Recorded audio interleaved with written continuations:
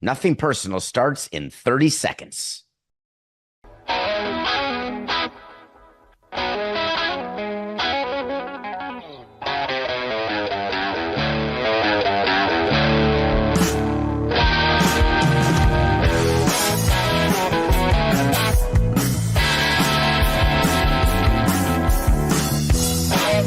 It's just business. This is Nothing Personal. Here you go. Here you go.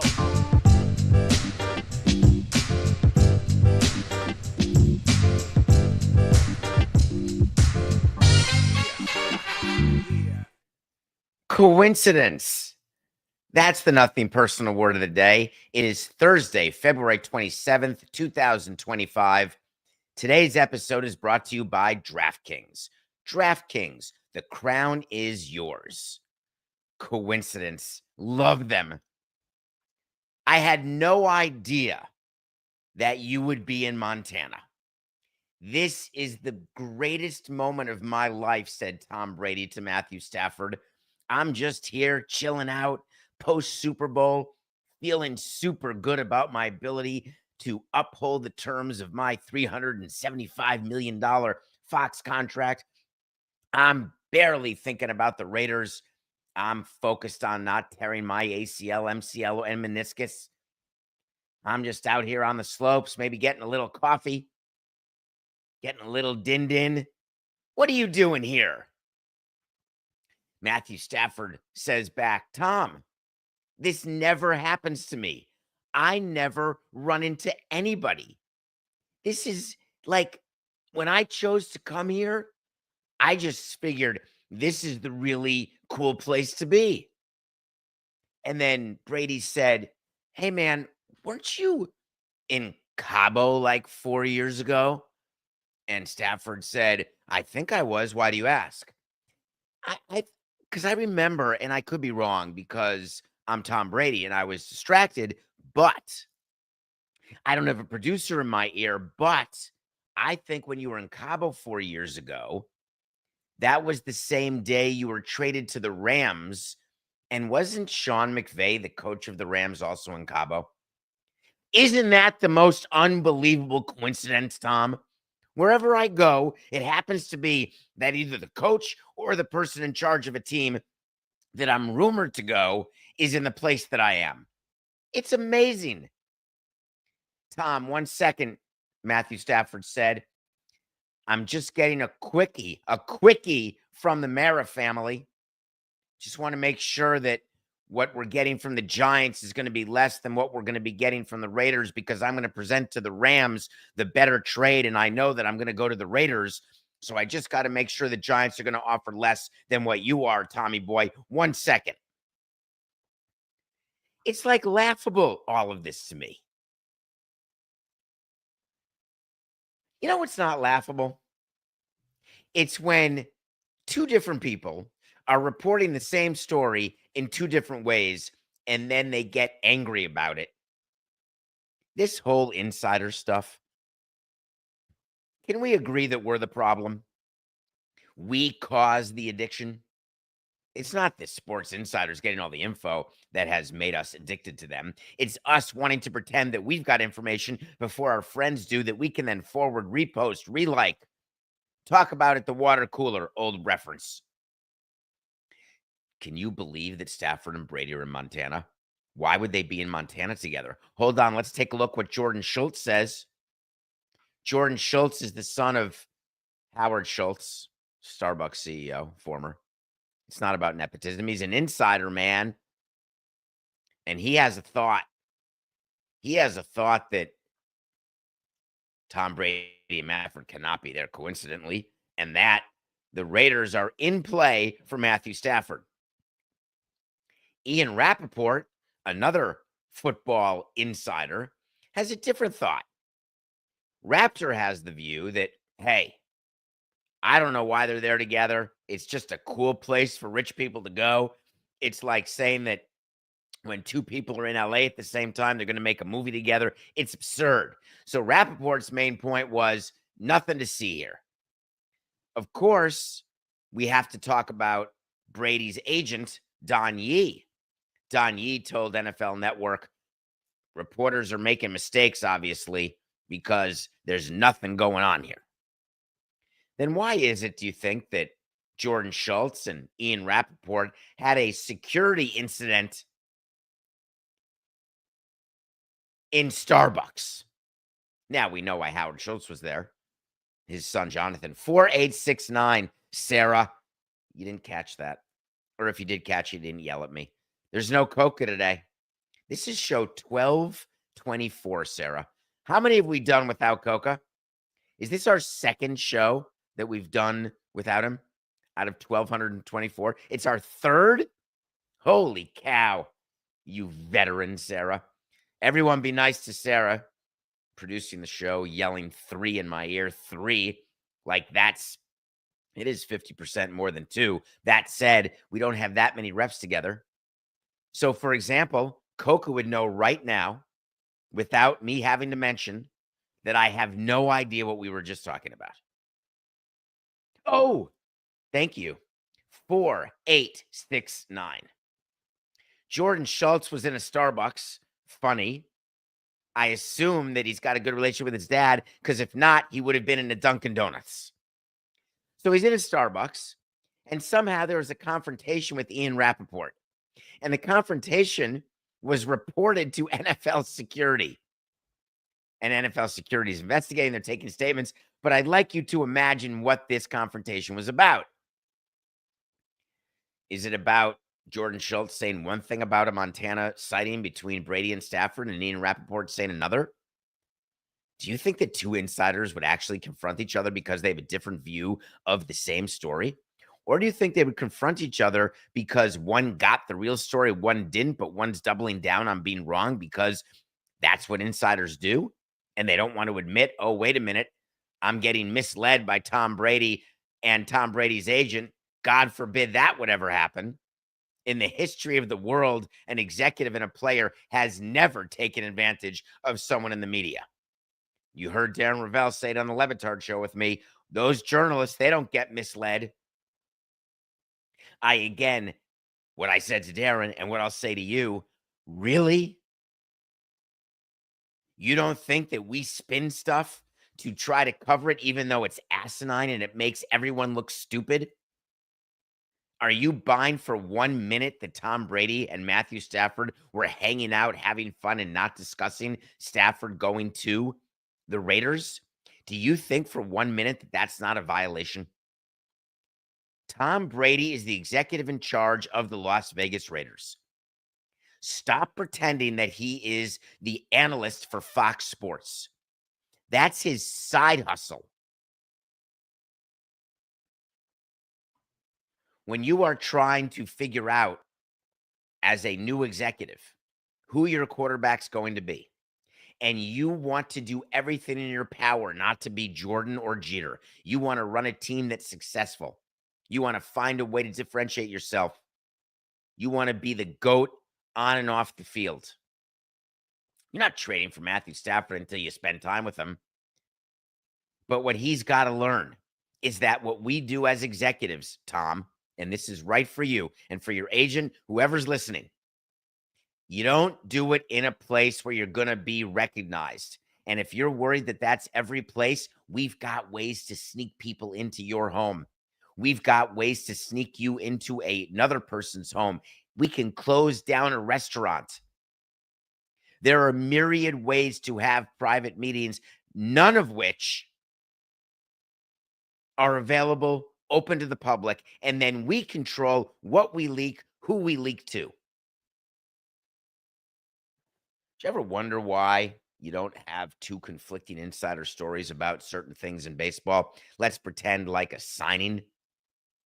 When an agent wants information that a player is going to be signed by different teams in order to drive up a price, that is all part of the game. But right at the end, when the players made the decision, and then there's a physical, and the union has a copy of the contract, the commissioner's office has a copy of the contract, all of a sudden, all the insiders have it. One person gets credited for having it first, but it's not like, oh no, that's not right. The equivalent in baseball would be with the trade, maybe. This person's been rumored to be traded here. And then another insider says, no, that trade isn't happening. Do you know that when trades are happening, it's all in the hands of the union and the commissioner as well, just like a signing? There really is no particular reason to have two different sides of a story unless it's a story involving two people in a place coincidentally where one person has been asked to make it be a coincidence and one person is reporting the truth that it is far from a coincidence. I think this is an easy one. Tom Brady and Matthew Stafford thought it'd be a good idea to get together. Tom Brady happened to be in Montana, didn't want to leave Montana. Here's a little news alert, Tom. Running a team, they're not always going to come to you. Sometimes you have to go to them. Wait to see is when we tell you something's going to happen. If it happens, great. If it doesn't happen, fine. We'll put it in the document on davidsamsonpodcast.com and we'll revisit it. Matthew Stafford is getting traded to the Raiders. I'm sorry. There are people reporting that the Giants' number one trade target is Matthew Stafford. It is going to be hard for the Giants to compete in capital, in city, in location, in Tom Brady aura. It's going to be hard to compete with what the Raiders are going to do because Tom Brady is going to be more than happy to overpay, and the Rams are going to be more than happy to accept such overpayment. There is going to be a rational exuberance on behalf of Tom Brady. He doesn't like the fact that he wanted to, a coach, interviewed a coach, and all of a sudden it was a different coach. Now, Pete Carroll, no schlepper, but Pete Carroll wants an experienced quarterback. Tom Brady wants to win to show that he is great at what he does. I like this. Wait to see, Sarah. Matthew Stafford gets traded to the Raiders. Before a player gets traded, there is a list of 69 things that a player does, that a player looks at, that a player thinks about. Do you know what's not on that list at all? It's the NFL Players Association grading system of all the individual teams, their owners, their weight room, their strength coach, their team plane, their food room. Hold on, before I sign a deal. Excuse me, Mr. Agent. Could you go ahead and send me all the information on this new poll that we did, if you don't mind? I just want to see the report card ranking of the team that I'm thinking of signing with. Well, John Cocktoast, and you're getting guaranteed money of $85 million. Doesn't matter. I want to see what their report card grade is. I haven't cared about a report card grade. Hold on. Maybe ever, as long as I didn't get detention. Though I did get detention a lot. Hey, I want to go to the Dolphins. The Dolphins finished number one again. Stephen Ross and Tom Garfinkel are the men. The owner and president of that team have made it, so the players are super happy. They've got a great plane. They've got a great weight room. They've got great access to tickets to F1. It just puts a tear in your eye how country club like that atmosphere is. So happy they lead the rankings for a second year in a row. It warms the cockles of my heart, except guess what? The Dolphins aren't winning enough games. So good, Sarah. Just explain it to me. Is this like meant to pressure owners because you think that like the Commanders owner said, oh God, I was last when it was Daniel Snyder, but now I've really moved up in the rankings. I'm so proud of myself. We're turning this thing around.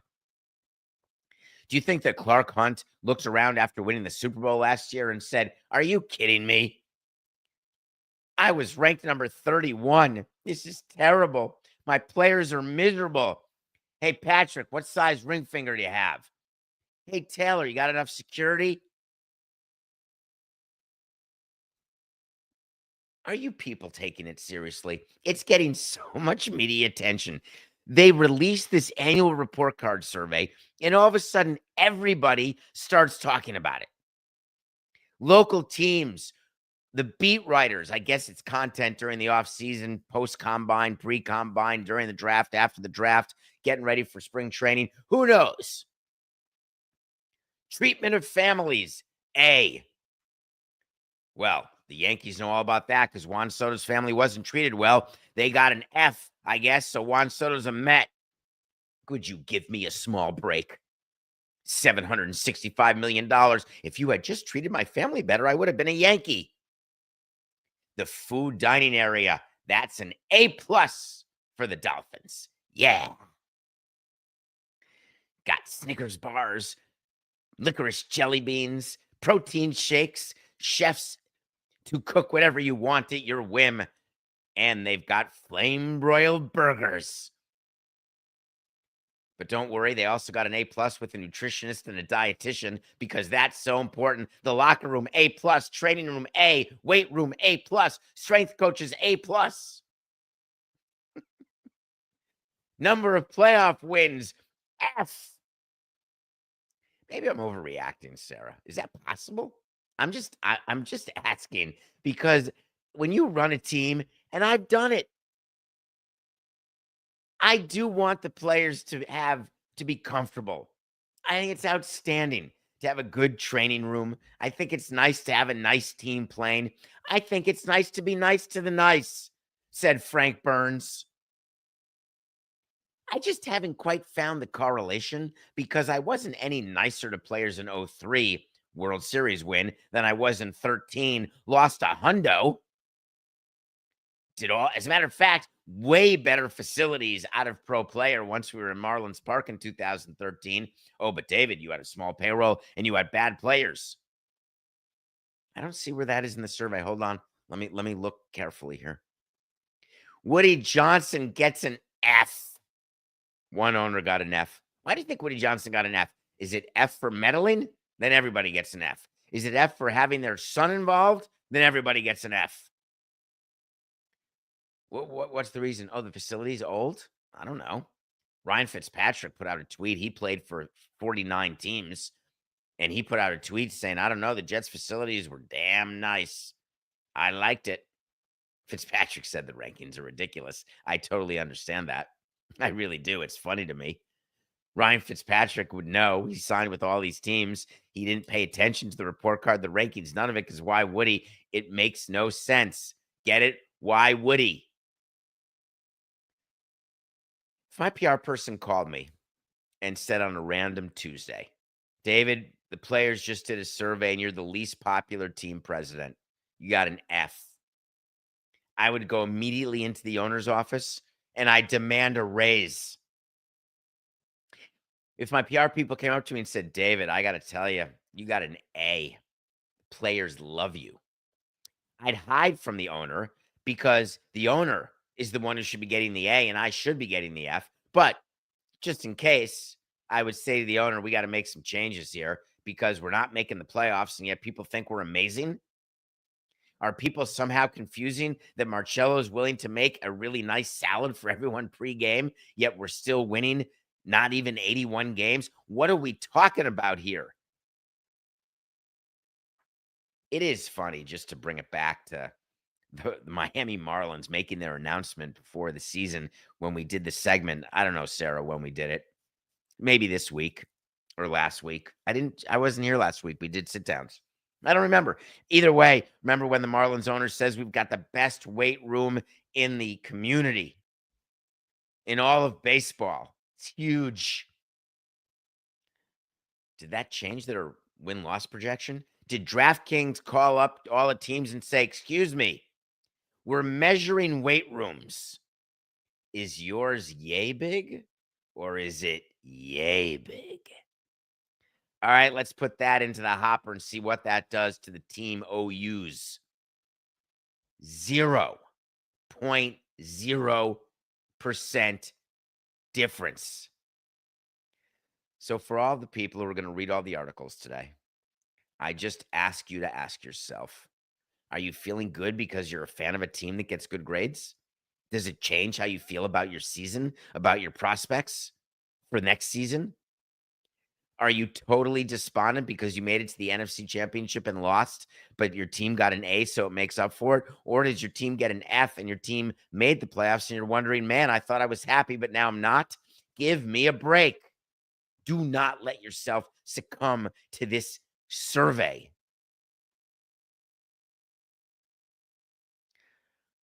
I got to revisit ESPN for a second.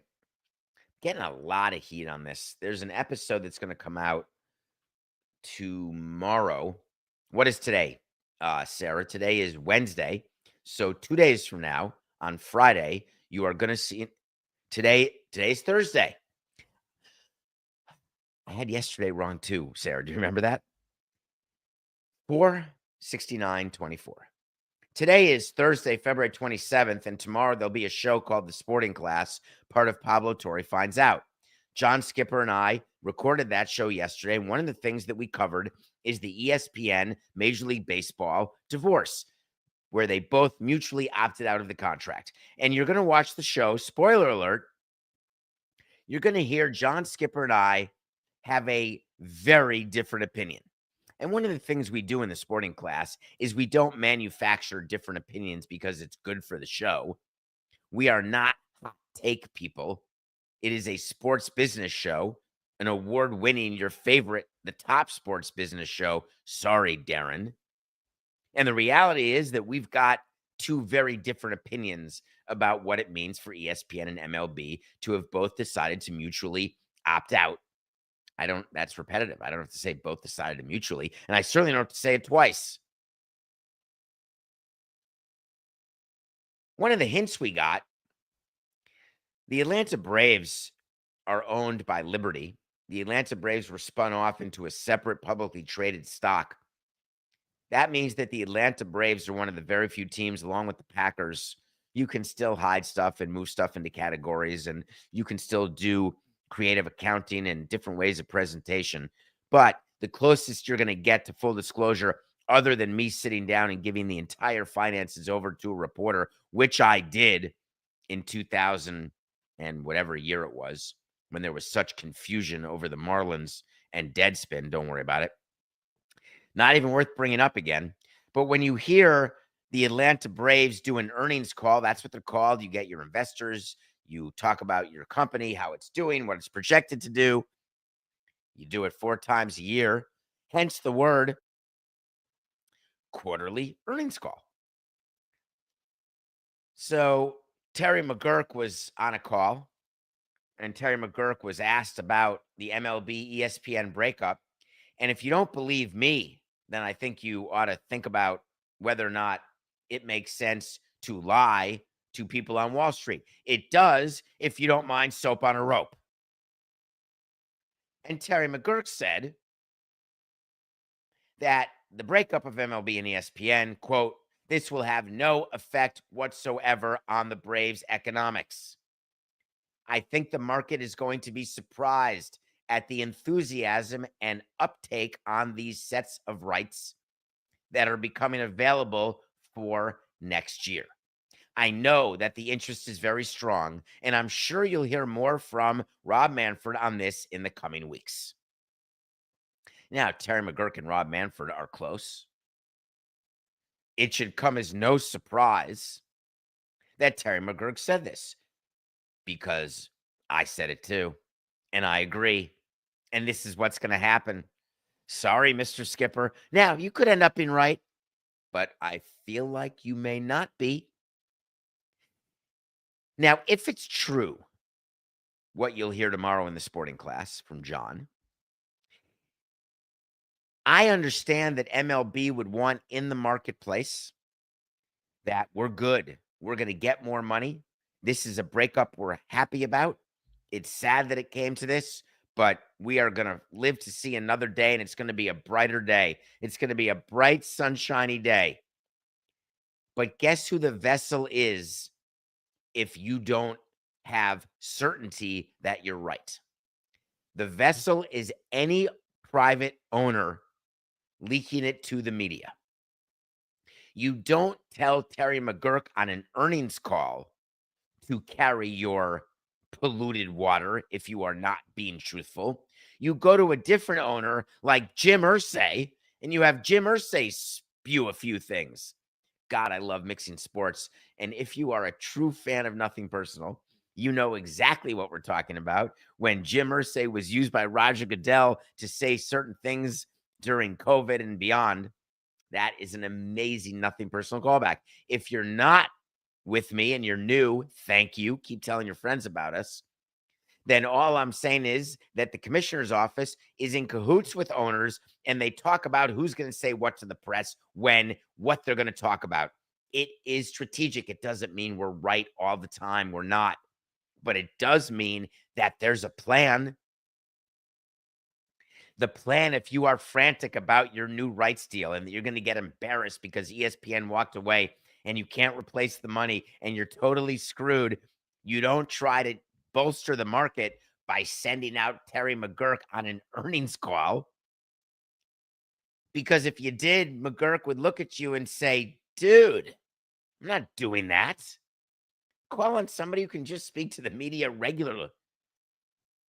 I was going to say regularly and then regular, and I went with regular. That's a Venmo fine. We don't have Venmo Bucket as a sponsor here. So it's not a Venmo fine. It's just a fine. There is definitely going to be, I promise you, an announcement by baseball. But when you see owners talking and when you read articles, when you understand the positioning that both ESPN and baseball is going to do, you'll think back to this show. When you watch the sporting class tomorrow, you'll think back to this show and you'll say, oh, I totally understand. All right. Sarah, smile. Let's take a break. We come back. We're going to review a movie. It's Thursday. We get to review a top 100 movie. We're going to talk about something that happened in the Big Ten as it relates to Northwestern and the wildfires in LA. And it's a pretty bizarre one. We'll do all of that after the break.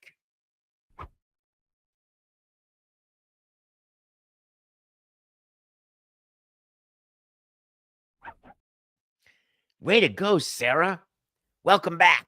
It's David Sampson, Nothing Personal. We're here, just me and Sarah. That's it. Coca, otherwise occupido.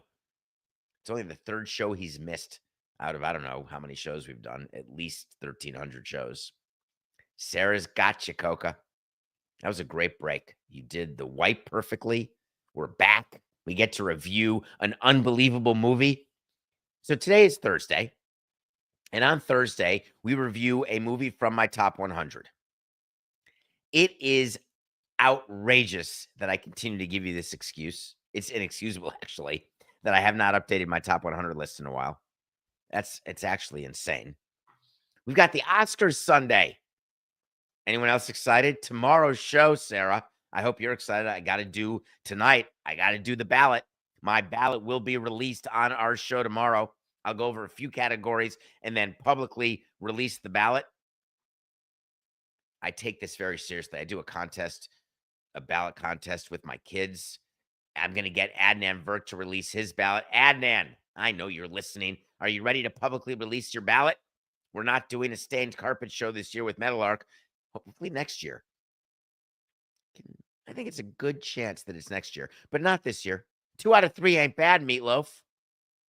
Anyway, DavidSampsonPodcast.com, top 100, reviewing and rewatching one movie from the top 100 every week and reviewing it. And I got to watch Wolf of Wall Street, which is number 32. All you do is go to Paramount Plus and you get Martin Scorsese's second best movie. You get Leonardo DiCaprio's best movie, maybe second best. And no, I'm not putting The Revenant as number 1. You got Margot Robbie, second best after About Time. It's the true story of a guy on Wall Street who was a pump and dump guy. Pump and dump.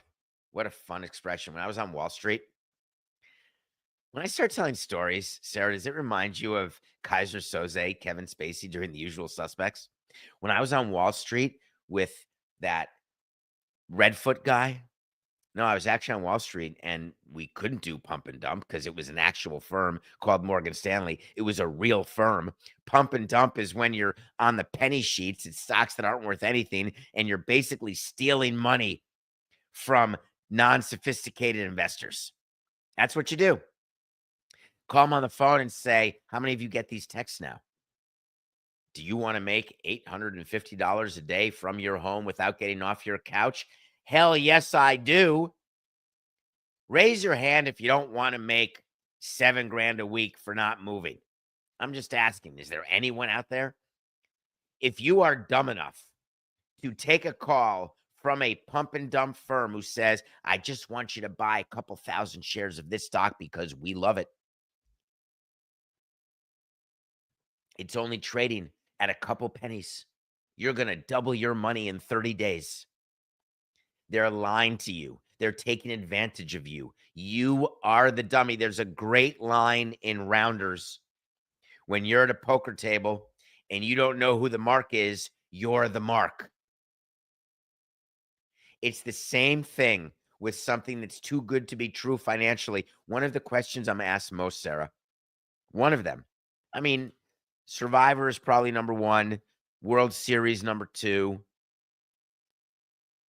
Derek Jeter number three. I'm trying to think if I had to rank things that I'm asked about. Why did you trade Cabrera? That's the top 10. One of the great questions that is asked of someone always is getting something for nothing. How do I do that? How do I get rich? How do I get successful? What's the path? And my number one answer is always the same. It's you have to work harder than everyone else. You have to be smart, not smarter than everyone else, but smart. Connections, very important. But then you've got to be better. Always. Wolf of Wall Street is about a guy who said, this is a perfect plan. I'm going to get loaded and I'm going to do it totally illegally. I'm never going to get caught because I'm rich and cocky. And guess what? He went to prison. It's a really good movie with a performance by Jonah Hill and Leonardo DiCaprio that is top notch. Top notch. Margot Robbie, unreal. Now, Jordan Belfort's second wife did not look like Margot Robbie exactly, but just like Billy Bean didn't look like Brad Pitt. I'd watch it. If you've never, how could you not have seen Wolf of Wall Street? Let's go to the random number generator and click it. So, Sarah, the way you do it is you just go click, and then you whisper in my ear what movie we're going to review next Thursday, and then I tell everybody what to watch, and then I get to review it. So there's that button like on the lower left of your board, and it's a random number generator. Click, click. Okay, ready? And now. Yes, yes, La La Land. Good job, Sarah. Number 65. I just saw, what was I watching? It must have been the SAG Awards when they were showing movie clips and they showed the opening highway musical number from La La Land, which is one of my favorite openings of any movie. If you know, you know. If you don't know, watch it by next week. I get to review La La Land. I'm 57. It's my first day at 57. Oh, does yesterday count? So I guess it's my second day. Little gray in the beard. I have to shave for my nephew's bar mitzvah this weekend, which I'm going to do. Am I the only one? It's been going on for so long, it can't be an age thing. I did this when I was a kid. I was that weird kid, and my mom got the New York Times always delivered every morning. And I would go first to the sports page back when there was a sports page in the newspaper. And then I would go to the obituaries. I can't explain why, because mostly it's old people who read obituaries, but I always had this fascination and fear of death my whole life. So I would always read the obituaries. And I would always say to myself, the ones who get the really small ones versus the ones that get the larger ones on the obit page versus the people who are below the fold of the front page versus the people who are above the fold on the front page. It's like a hierarchy. And it was the first time when I was really young that I understood what hierarchy meant. And that it wasn't based on the amount of money you had. That's one way to measure it. It wasn't based on the number of friends you had in the middle school cafeteria. That's another way to measure it. Are you top of the fold, or are you a little tiny 4-line sentence, in the middle of the alphabetical obits? Everything's a measurement. Everything's a comparison. Everything's a frame of reference. As I got older, I started applying that understanding to all sorts of different things and realized that I wanted to be a top of the fold guy. Doesn't mean you're going to achieve it, but it's something that I wanted in whatever capacity. But part of that, and part of the work that I've done over all these years, really the last 50 years, because I remember thinking about this stuff in first grade and second grade, which did not make me popular, but I did get through it, is I would pay attention every morning who died. I woke up this morning and Gene Hackman died. Gene Hackman was 95 years old. And I measure the way I feel based on how I react to news. And so I pay attention to the first instance of my stomach or of my eyes. And then I watch as I level out. And I think about how long it takes me to level out, or how long it takes me to get distracted onto the next subject. And that's how I sort of judge what impacts me and what doesn't. When I got the Gene Hackman alert when I woke up, it was jarring. And that's before I knew that his 63-year-old wife died with him and their dog, which means, they were all found dead on my birthday, February 26th, together, like a Kool-Aid situation. Isn't it true that when you're with an older man, like if you're 63 and you're dating someone who's 95, don't you say to yourself that you're going to have an entire chapter ahead of you? Do you think Gene Hackman was like, if I go, you go? Or she's like, we're the Notebook, baby. If you go, I go? You think it was like carbon monoxide or an accident? Because the dog died too. It's a nightmare. Gene Hackman, one of the great movie stars of our time. And I think he got in just in the nick of time to make the in memoriam for the Oscars on Sunday. There's always the question, if you died too close to the show, hey man, the clip package was in the can. There was nothing we could do. We'll mention something, but sorry, no pictures. I never quite understood that, because I've made some very last second changes to things that make it on the Jumbotron for a game, or that make it into the show, and we get some video of it. Quick, add a picture of Hackman. I think he's the most high-profile death in the entertainment industry this year. I assume he'll be competing with James Earl Jones and Donald Sutherland for the final photo. That's always a big political thing that we should watch for on Sunday. The in memoriam, who gets the final fade out. I would assume one of them is a fade in, one is a fade out. I think Gene Hackman's the fade out. 95. It's a hell of a run, Gene. Thank you.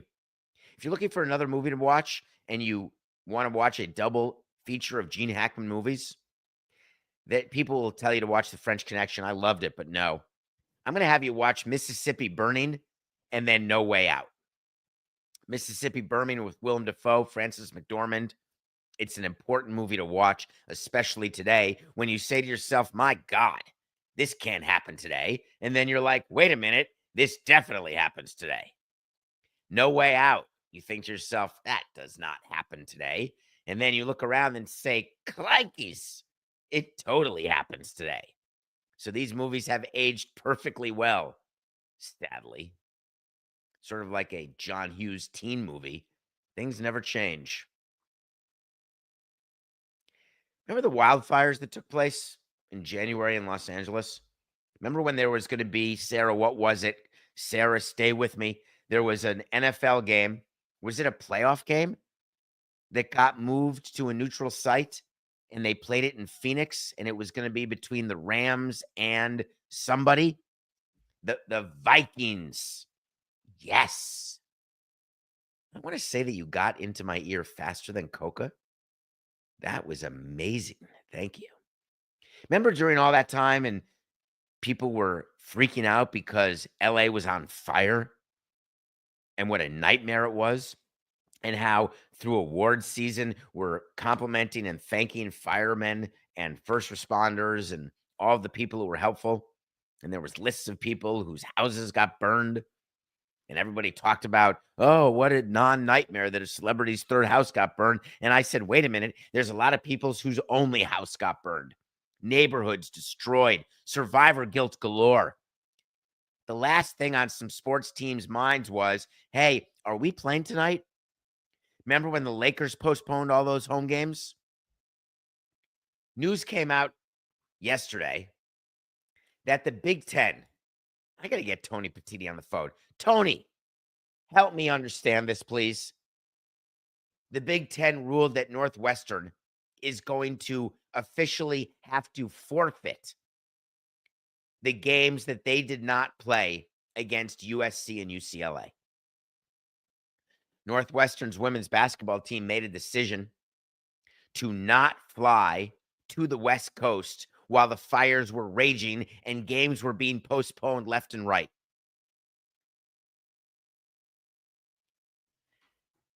There's an argument to be made that when you can't play a game, you have to speak to the commissioner's office, whether it's MLB or the Big Ten, and figure out and get permission. And guess what? That's how it actually happened.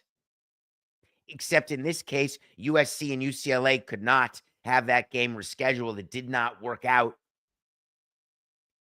And USC and UCLA, it just so happens, are ranked teams. It just so happens that giving them an advantage in the Big Ten tournament or making sure they get into the NCAA tournament, not the NIT, the NCAA tournament is a financial decision for the USC and UCLA women's basketball teams.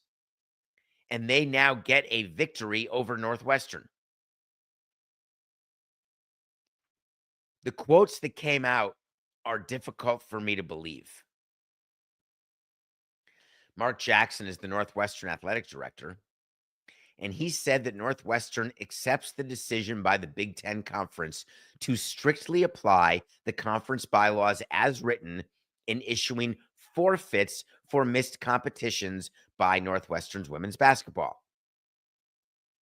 While we acknowledge that bylaws and rules are in place for a reason and we will abide by them, it does not diminish this team's sound reasoning for not participating during this natural disaster. Could the Big Ten look any worse? I'm just asking between us. Do you think that the reason why there can't be a reschedule is because these conferences have teams that are all over the country and it's a total pain in the ass and it's so costly for teams, non-major revenue teams, to travel? Now, it is true that Penn State during the wildfires did travel and play USC on January 12th and UCLA on January 15th in a game that was relocated. That part's true. It's true that the Iowa men's team chose to travel to play USC on January 14th. That part's true. I think that we should have rules and bylaws in place that categorically punish teams, individuals, for making the right decision.